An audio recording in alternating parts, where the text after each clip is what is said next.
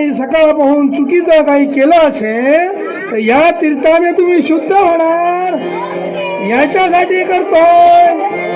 आमच्याकडे बोके नाहीत हो, आमच्याकडे मांजर आहेत. त्यामुळे तू बोलला बोके, आमच्याकडे नाही. आम्ही ब्राह्मण लोक ना, जो ब्रह्म जाणी तो ब्राह्मण, ते आम्ही. त्यामुळे तुमचे हे बोके वगैरे भाषा आम्हाला येत नाही हो. आम्हाला संस्कृत नाहीतर मराठी, ह्याच्या व्यतिरिक्त आम्ही काही बोलत नाही हो. माझं नाव तुला माहिती आहे नाही? परत बोलून दाखवायचं. बाबू काका वक्रतुंड 12 पुत्र आहे. बोल बघू.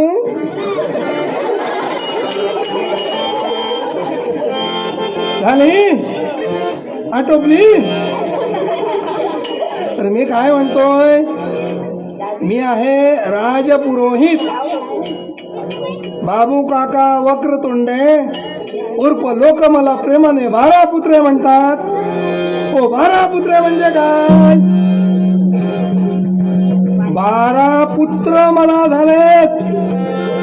12 मुलांचा बाप आहे मी, म्हणून उर्फ 12 पुत्रे असं म्हणतात.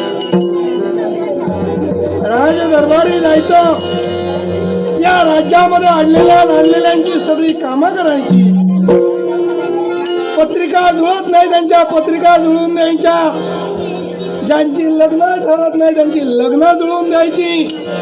हे सगळं मी करतो. यज्ञ या गावात सगळ्या विधी करतो. कोणाला अभिषेक करायचा असेल तो सुद्धा करतो. फक्त एवढं, क्रियाकर्माची कामं मी करत नाही. कारण क्रियाकर्म करणं माझ्या दृष्टीने ते खोटं आहे हो. याचं कारण काय?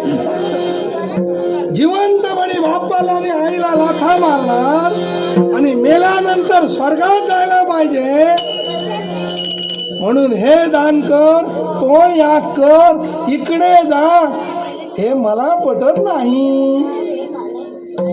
जे काय करायचं असेल ते जिवंतपणी करा हो. आणि तुम्हाला एक सांगतो, पण आई वडिलांसारखा देव नाही हो.